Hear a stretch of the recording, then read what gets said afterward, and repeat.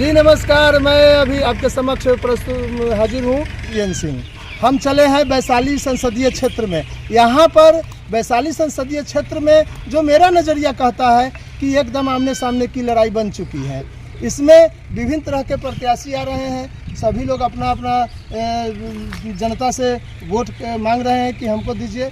तो हमारे साथ ये है मोहम्मदपुर बाया गांव का टोला चकिया।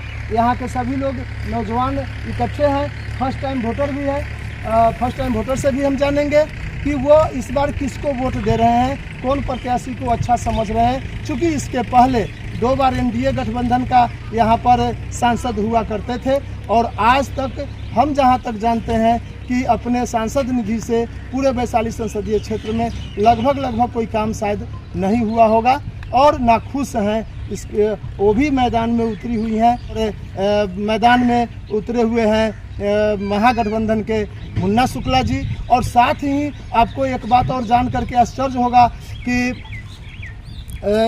SUCI कम्युनिस्ट पार्टी के उम्मीदवार भी यहाँ पर अपना दमखम लगा रहे हैं। जैसा कि इंदौर का खबर पूरे भारत में दौड़ गई थी कि कनपट्टी में पिस्तौल भिरा करके कहा गया था कि तुम अपना नॉमिनेशन वापस ले लो। ये बीजेपी के द्वारा कहा गया था।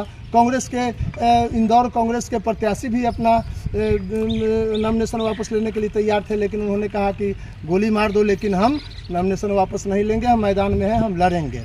नतीजतन इंदौर में चुनाव पुनः शुरू किया गया है, जहाँ पर सिर्फ नोटा के लिए वोट मांगा जा रहा है। तो ऐसे हालात देश में बन चुका है। आइए हम जानते हैं यहाँ के जो ग्रामीण हैं उनसे जानते हैं कि उनका क्या नज़रिया है इस वैशाली लोकसभा क्षेत्र में।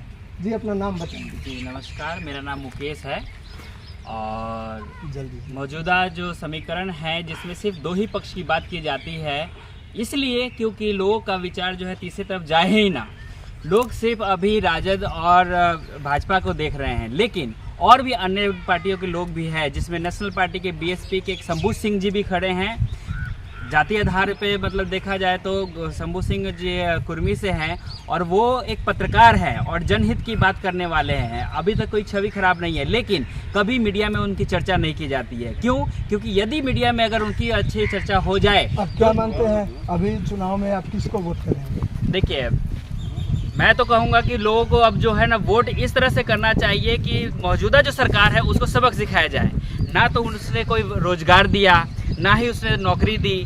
महंगाई चरम सीमा पर है। देश के विकास के नाम पर जो है मतलब एक दूसरे को मूर्ख बनाया जा रहा है। और भ्रष्टाचार, जिस भी आप ऑफिस कार्यालय में जाएं तो आपको वहां पे भ्रष्टाचार का शिकार होना ही होना तय है। मतलब कि बदलाव चाह रहे हैं? बिल्कुल बदलाव चाह रहे हैं और बदलाव होना ही चाहिए। आपका क्या नजरिया है? मेरा नजरिया है चुनाव में कि यहाँ के जो वर्तमान संसद है, हम सरैया के बगल के मणिपुर के रहने वाले हैं और सबसे बड़ा मुद्दा है कि यहाँ एक ब्लॉक के बगल में बहुत बड़ा हॉस्पिटल है रेफरल। यहाँ से 2 बार संसद यहाँ के लोजपा के रहे हैं रामासीन, 5 साल बीना देवी रही और 4 टर्म यहाँ के विधायक अशोक सिंह है जो भाजपा के हैं। आज तक एक हॉस्पिटल का उद्घाटन नहीं यहाँ हुआ जिससे आम आदमी गरीब का यहाँ इलाज सही से हो पाता। और करोड़ों से लगा हुआ बिल्डिंग है और रेफरल अस्पताल के नाम पर वहाँ पेड़ पौधा और बिल्डिंग ढह के गिर रहा है। मतलब आपका कहना है कि मौजूदा जो सत्तासीन है यहाँ का सांसद और विधायक वो सब बदलना चाहिए? बदलना ही चाहिए, लेकिन कोई विकास का काम नहीं है और करोड़ों का वहाँ बिल्डिंग ढह रहा है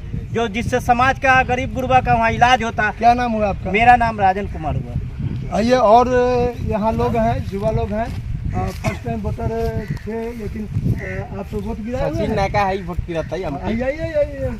मोदी जी कहते हैं कि फर्स्ट टाइम वोटर, बार बार वो अपने भाषण में कहते हैं फर्स्ट टाइम वोटर। यहाँ भी एक फर्स्ट टाइम वोटर है जो पहला बार वोट गिराएगा। तो हम इनसे जानेंगे कि इस बार किसको वोट गिराइएगा?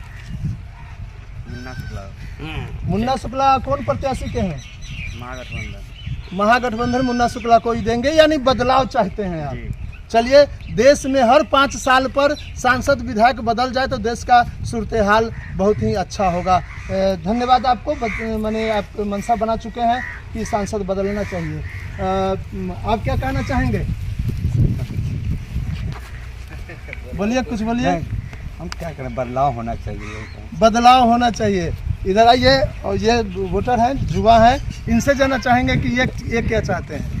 बदलाव होना चाहिए। महागठबंधन का मुन्ना शुक्ला को जिताना चाहिए। कहे कि बेरोजगारी इतना चरम सीमा पर है कि बीजेपी सरकार ने इतना ही बेरोजगारी बढ़ा दी हुई है कि पूरा जनता और नवयुवक पूरा परेशान है इस पार्टी से।